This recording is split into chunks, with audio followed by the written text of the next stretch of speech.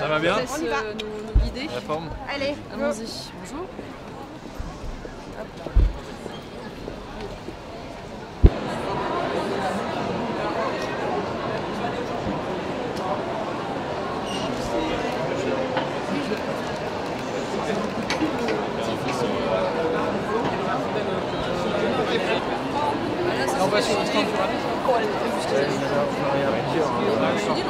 On les fait dans l'ordre? Ouais, c'est pas mal aussi parfois d'avoir juste les élus locaux, de voir Et tout le monde aligné sur la nécessité de passer ensemble pour la municipale et tout. en fait côté discussion.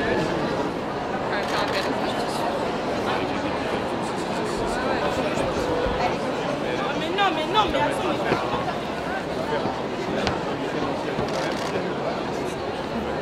Dirigeants, URSREC, etc. Chaque fois que des propositions stratégiques pour la communication du Alex, oui, Il y a eu De quel âge? J'ai 16 ans. Et pareil pour eux aussi.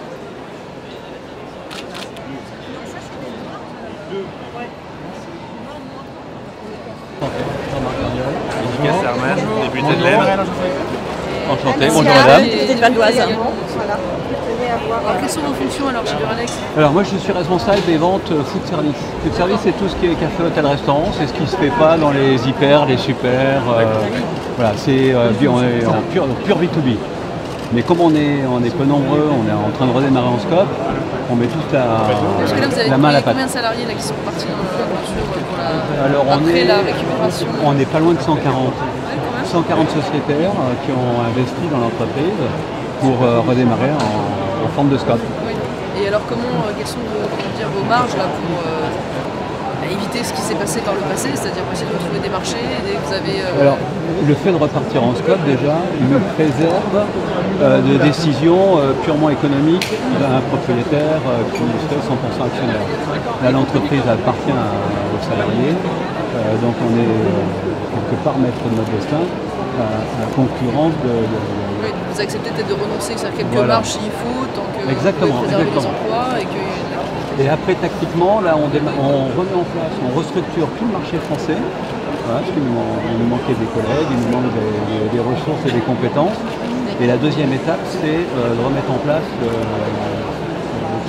tout aspect export. Parce que Duralex fait 85% de son chiffre d'affaires à l'export et à l'international. Et on a besoin d'un maillage d'agents, de responsables commerciaux, pour couvrir tous les pays.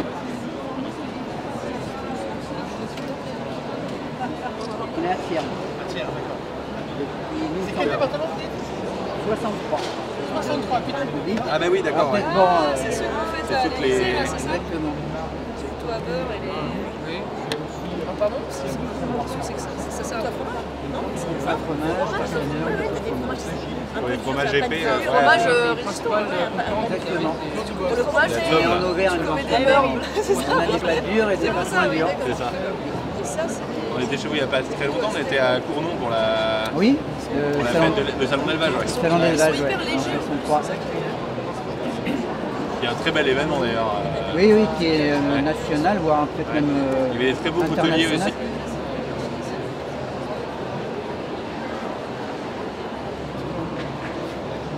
Allez, Lisa, pas tout de suite.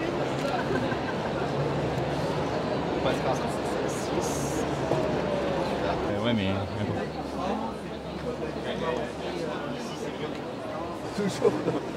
Toujours dans le Béarn. bonjour monsieur. Bonjour. Miguel Sterman, député de l'Aisne. Enchanté. Enchanté. Il est faire une photo, c'est ça? Oui, s'il vous plaît. Vous voulez que je la prenne? Oui, ouais, pour les enfants.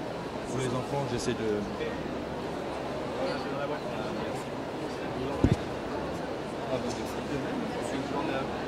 Non, pardon, l'année dernière, je m'utilise tous les ans. Ah, d'accord. Et vous voyez, Tous les ans, au moins 5 ou 6 fois.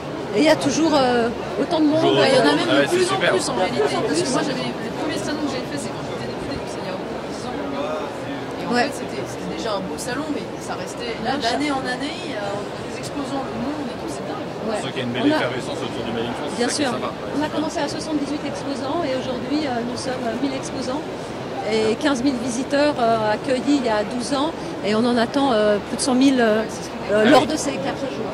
Donc il se passe vraiment quelque chose sur le Made in France. Et je me souviens quand j'ai créé ce salon, on me disait « Oh mais c'est un effet de mode ». Alors c'est une mode qui ne se démode pas. Non, puis c'est une belle vitrine. Donc, Bravo parce que c'est... merci. Bonjour madame. En plein succès. Ouais, on met beaucoup de monde. Anne qui est également députée de l'Assemblée nationale. Ravi de... Petite présentation. Oui, tout à fait. Alors, Oui, absolument. Merci.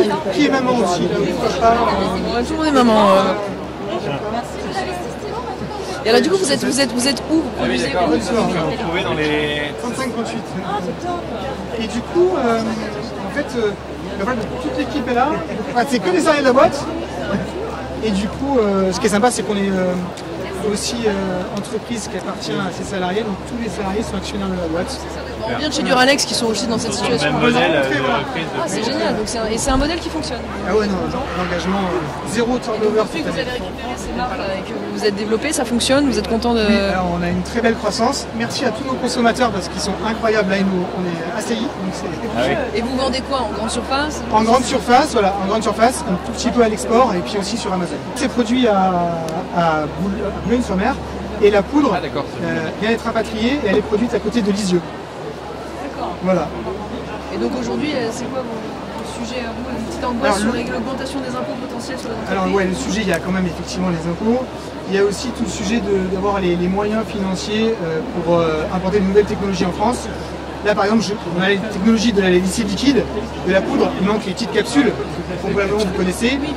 Et ça c'est des très gros investissements pour nous, je ne peux pas les faire tout seul. Donc je cherche des partenaires pour essayer de relocaliser ces capsules qui sont en général produites à l'étranger. Ou alors il y a des grandes multinationales qui produisent en France mais qui ne nous ouvrent pas leur port de leur production. Donc voilà, il faut qu'on arrive à trouver ça. Il faut une machinerie spéciale. Et c'est plus d'1 milliard de capsules qui sont vendues, de paquets qui sont vendus. Donc il faut qu'on arrive. Vous n'êtes pas trop ennuyé par toutes les réglementations écologiques et compagnie parce que j'imagine que... C'est plutôt une opportunité pour nous parce que nous en tout cas on s'efforce d'avoir des produits qui sont plus sains et plus vertueux.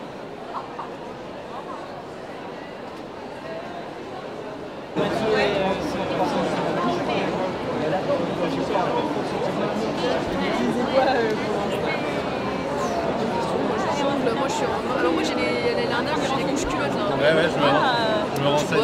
Classique. Elle a un bébé de quel âge? Il passe Moi combien? elle fait 15 kilos. 15 kilos. Elle a 2 ans. Ah oui, d'accord. On est 9 9. Ouais, donc vous êtes encore équipe plus serrée, mais ça se développe. pour 70 millions et on est rentable. Donc c'est en Ça fait combien de temps que vous existez? 6 ans. C'est une aventure entrepreneuriale. Et rentable depuis nos 6 mois. L'idée de vous lancer dans la couche. Alors pour vous donner toutes les explications, j'ai appelé mon ami d'enfance et associé qui avait déjà créé une boîte dans le coton bio. Parce que pour le coup le marché du coton c'est blindé de pesticides, etc. Donc je l'ai appelé un 24 décembre, je lui ai dit bah écoute je te retrouve dans une aventure entrepreneuriale, par contre on lancera des couches. C'était il y a 5-6 ans où il y avait début des polémiques, attention glyphosate dans les couches. Et là j'avais dit bah là il y a un truc à faire. On a dit on allait voir un fabricant français qui fabriquait la meilleure couche, on va dire au monde. On lui a dit bah tu nous mets ça et ça dedans. Il nous a dit mais vous êtes tarés les gars, personne ne va acheter votre couche, ça va être trop cher. Et c'est vrai c'est là où on a dit bah en fait on va supprimer la totalité des intermédiaires. Et là c'est voilà. Mais quel est, vous, dans le coût de production, qu'est-ce qui pèse le plus? C'est quoi? C'est le coût de l'énergie? C'est le salariat? Record pour gagner les produits français. Nous on fait gagner des kilos made in France. Peut-être une meule de fromage. Le plus gros du coup, mais de très très très loin, c'est en 1 c'est le produit fini, en 2 le transport, et après derrière nous on est de toute petite marge dans la mesure où l'objectif c'est de faire découvrir du coup. Donc après le gros de la valeur ajoutée créée derrière, c'est surtout les emplois qui ont été créés en indirect. Il y a 130 emplois créés en indirect sur les 5 dernières années et on fait travailler 3 ESAT quasiment à temps plein du coup dans les Vosges où en moyenne il y a 30 salariés en situation de handicap, mais de façon permanente.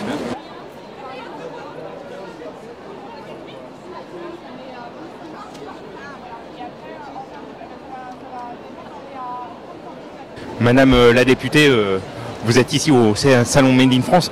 Que pensez-vous de ce salon tout d'abord? Je prends toujours beaucoup de plaisir à y venir comme chaque année. Ça fait de nombreuses années que je viens et je rencontre deux choses. D'une part, des entrepreneurs admirables parce que dans une vraie démarche souvent patriotique, écologique, pleine d'innovation, et en même temps beaucoup d'inquiétudes et de questionnements parce que le Made in France n'est pas épargné par la situation économique morose. Ils sont même peut-être encore davantage exposés que les autres, et donc beaucoup de demandes de s'investir et de s'impliquer, ce que nous faisons évidemment sur la question fiscale, la crainte de l'augmentation des impôts, sur la question du coût de l'énergie et notamment l'explosion du coût de l'électricité, et puis la question des normes bien sûr qui reste centrale. Justement, vous avez parlé du textile, vous avez aussi parlé d'alimentation.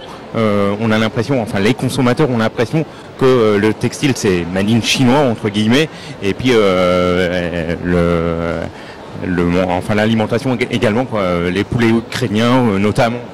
Oui, pour une raison simple, c'est qu'aujourd'hui les coûts de production en France sont beaucoup plus élevés, donc c'est vrai que le consommateur final, étant pas forcément informé d'ailleurs sur la traçabilité des produits, et ne voyant que le prix, peut avoir le réflexe spontané de se tourner vers quelque chose d'un peu moins cher, ce qui est pas illégitime en soi. La question c'est maintenant de savoir comment on fait en sorte de rendre ces entreprises plus compétitives. D'une part, pas accepter que des pays étrangers avec des normes beaucoup moins contraignantes que les nôtres déversent par milliards des produits qui ne respectent pas en effet les mêmes règles sur nos marchés, et puis faire en sorte que les coûts de production aussi en France soient moins élevés. C'est vrai que parmi les sujets qui reviennent souvent, il y a la question du coût du travail, qui est une charge évidemment extrêmement lourde pour les entreprises, et puis le coût des normes qui ne fait que s'aggraver d'année en année et qui n'a pas fini probablement de s'aggraver avec notamment le tsunami réglementaire du fameux pacte vert au niveau européen qui est toujours en cours et contre lequel nous nous battons aujourd'hui au Parlement européen.